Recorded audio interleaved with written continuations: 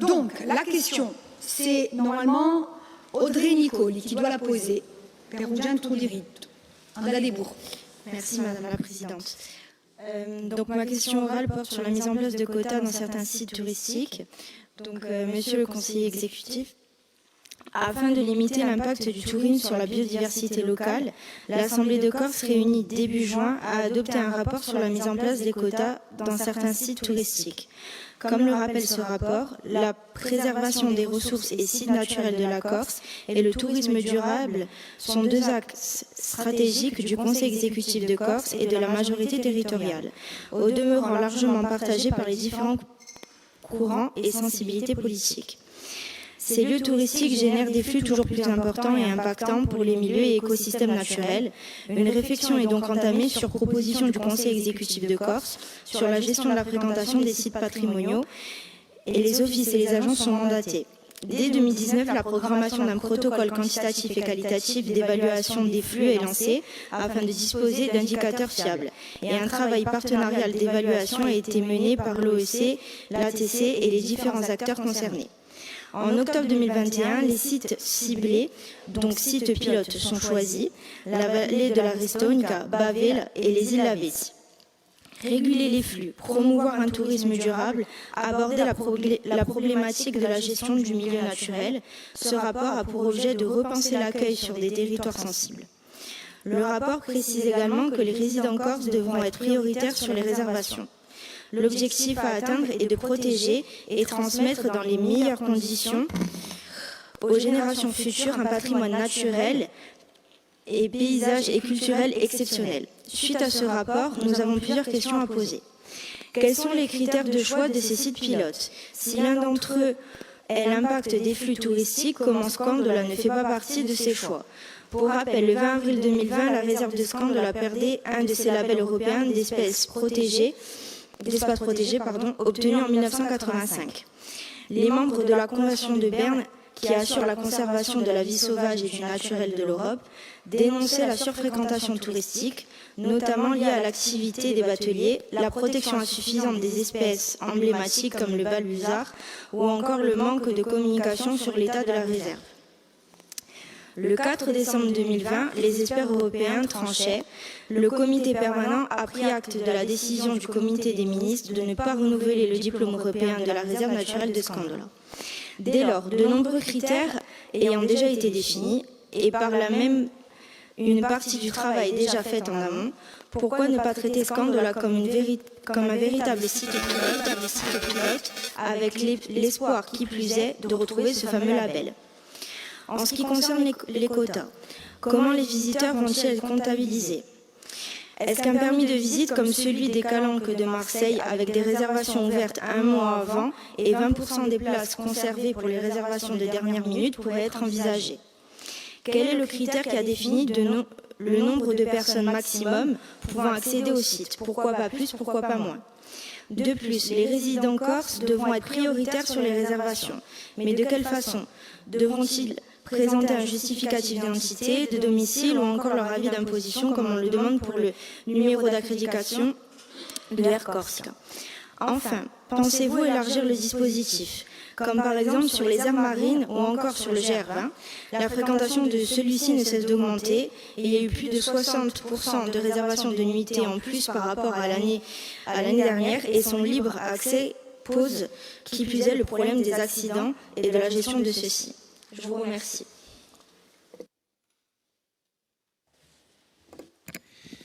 Madame la Présidente, Messieurs et Mesdames, vous avez bien voulu prendre connaissance du rapport d'information présenté par le président du Conseil exécutif relatif à la gestion de la fréquentation dans les sites naturels patrimoniaux et vous rappeler à bon escient, pardon, je vous tourne le dos, que la préservation des ressources et des sites naturels en Corse et le tourisme durable sont deux axes stratégiques du Conseil exécutif de Corse et de la majorité territoriale et plus généralement de l'ensemble des groupes de cette Assemblée.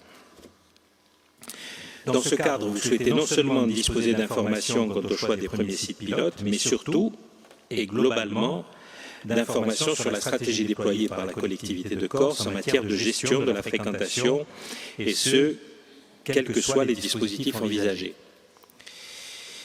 Dans un premier temps, et afin de bien replacer les choses, je tiens à vous rappeler que nous avons souhaité non seulement concentrer notre réflexion sur la notion de capacité de charge des sites naturels, très difficile, parce qu'il fallait compter la fréquentation, l'évaluer dans le temps et dans l'espace, bien sûr, mais il fallait aussi agir directement sur certains sites en mettant en place des mesures d'urgence afin de limiter directement l'impact de cette fréquentation, puis de la stabiliser en mode responsable.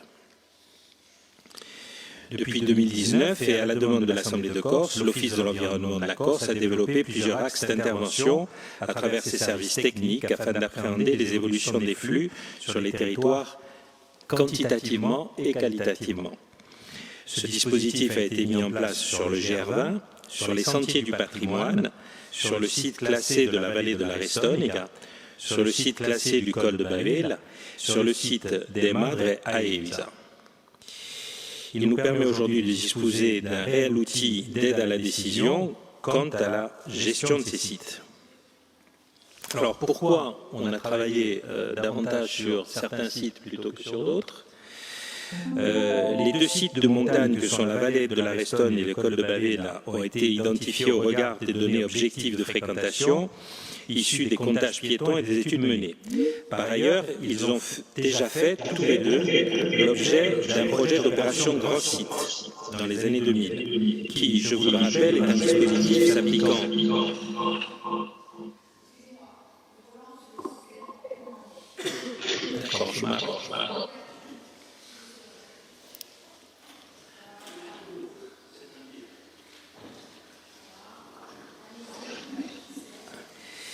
Donc ces deux sites ont fait l'objet d'opérations Grand Site et ce choix stratégique a été partagé par l'ensemble des acteurs de l'environnement en Corse, les collectivités locales, les socioprofessionnels, les associations lors du comité de massif 2022.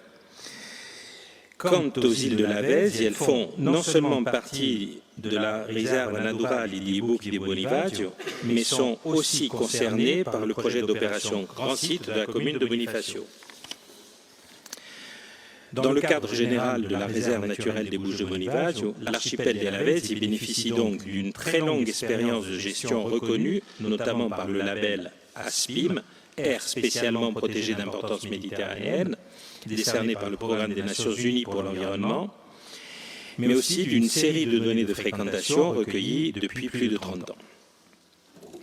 Le niveau de maturité de la gestion, mais aussi les urgences observées sur cette petite île, ont permis d'en faire un site pilote pour la partie littorale de la Corse.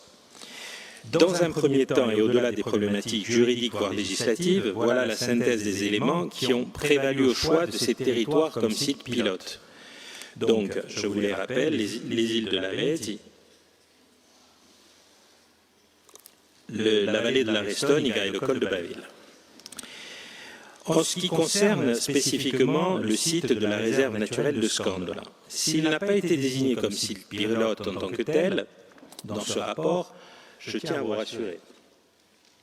Il ne s'agit ni d'un oubli ni d'une erreur technique. Le site est aujourd'hui géré par le syndicat mixte du parc naturel régional de Corse et les mesures nécessaires à l'évaluation de la capacité d'accueil sont en cours. Vous en faites par ailleurs vous-même état dans votre question orale, je cite, « Une partie du travail a déjà été faite en amont. » Une partie, mais pas tout le travail. C'est donc bien un site que nous suivons avec une grande attention en partenariat avec le parc. Concernant la récupération du diplôme européen de la Convention de Berne, je crois que les urgences vont à la mise en œuvre de mesures opérationnelles utiles et cohérentes. La récupération de ce diplôme en sera l'aboutissement.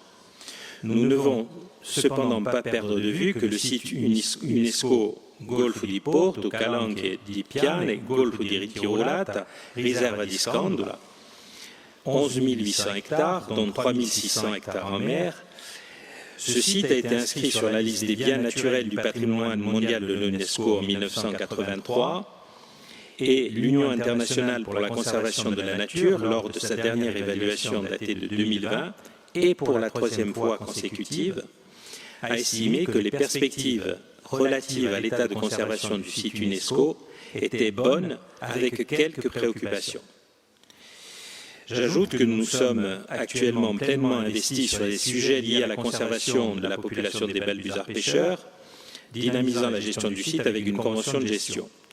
En outre, l'Assemblée de Corse a décidé de créer une nouvelle réserve naturelle des Gorsica au droit du site UNESCO en continuité avec la réserve naturelle actuelle.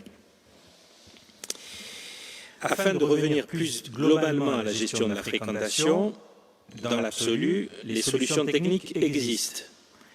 Il est possible d'agir sur le volume de la fréquentation, soit minimiser les impacts, soit combiner volume et impact. Vous abordez ici dans votre question orale la gestion des flux sous l'angle de la réduction du volume en posant la question de la problématique des quotas dans leur mise en œuvre. Pour l'Office d'environnement de la Corse, le quota est une ambition de gestion des flux, matérialisée par un objectif chiffré, ce qui permet l'évaluation des résultats des actions menées pour l'atteindre. Ce n'est donc pas là, non plus, un objectif en soi, mais bien un outil des gestionnaires pour la limitation des flux. Le quota doit être mis en place au regard de différents indicateurs. Premièrement, la qualité environnementale du milieu. Deuxièmement, l'acceptabilité sociale. Troisièmement, l'esprit des lieux. Quatrièmement, les risques anthropiques, par exemple les déchets. Et cinquièmement, le niveau des ressources, par exemple la qualité de l'eau.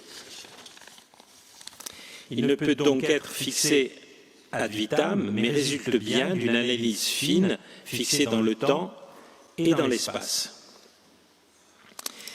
D'où l'importance des outils que nous avons mis en place sur les sites en termes d'évaluation de flux, qui vont nous servir à compléter les analyses environnementales et nous permettront ainsi de définir les premiers quotas tout en conciliant les problèmes de maîtrise foncière, de contrôle de tous les accès, et ce n'est pas simple, avec des enjeux de développement économique des territoires.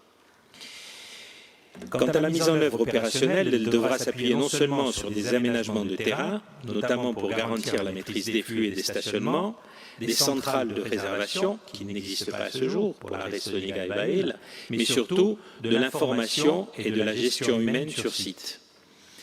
Ainsi, au-delà de la résonance médiatique, suscitée en grande partie par l'aura de nos sites naturels emblématiques, il convient de rappeler que le travail relatif à une politique de gestion de flux aux abords de ces espaces, fortement régulatrice, voire chaque fois que nécessaire contraignante, à travers la mise en place de quotas, est consécutif à une demande expresse de l'Assemblée de Corse par délibération du 28 octobre 2001. Ainsi, le comité consultatif de la Réserve nationale des Bouches de Bonifacio, réuni le 22 novembre 2022, a proposé de concrétiser ce dispositif en fixant un nombre maximum de visiteurs sur l'île Lavezzo. Et le conseil scientifique de cette réserve a été saisi par le gestionnaire sur cette question. L'ensemble des membres du conseil scientifique est en accord avec la mise en place d'un quota sur l'île et a défini des quotas annuels et journaliers de fréquentation humaine de l'archipel des Lavezzi. L'ensemble des quotas est motivé par la nécessité de préserver des équilibres naturels de l'île et le principe de précaution de conservation de la biodiversité des paysages. Cet objectif se traduit de manière quantitative par un nombre maximum de 2000 visiteurs présents sur l'île et par une fréquentation annuelle fixée à 200 000 visiteurs maximum entre 2022 et 2026, 150 000 personnes maximum débarquant sur la partie terrestre dès 2026. Donc on est dans une phase de régulation descendante. Juridiquement, c'est la loi Climat et Résilience qui a été promulguée, ça fait un peu moins d'un an, c'était le 23 août 2021, qui permet pour la première fois à une autorité compétente, agglomération ou commune, de réglementer ou d'interdire l'accès à certains lieux par un arrêté motivé de manière à préserver les sites. Si le directeur du Parc national des Calanques de Marseille peut signer directement son nom des arrêtés, dans le cas des Lavezzi, un arrêté précisant les voies et moyens de la mise en place de ce quota devra être conjointement établi, fruit d'une concertation entre la mairie de Bonifacio, qui est le propriétaire principal du foncier de l'île, et les préfets de région et préfets maritimes, notamment pour les quotas de bateaux à établir dans les seules zones sableuses actuellement autorisées à l'ancrage en juillet et août autour de l'île. Pour conclure, enfin, il convient d'affirmer qu'il nous appartient aujourd'hui de réfléchir plus durablement pour dépasser la gestion de la crise immédiate à laquelle nous devons faire face. Ce travail colossal est à son démarrage. Il devra se nourrir des expériences que nous développons dans les sites pilotes et ainsi servir de référence à une déclinaison juridique et pratique des dispositifs adaptés à d'autres territoires. Je vous remercie.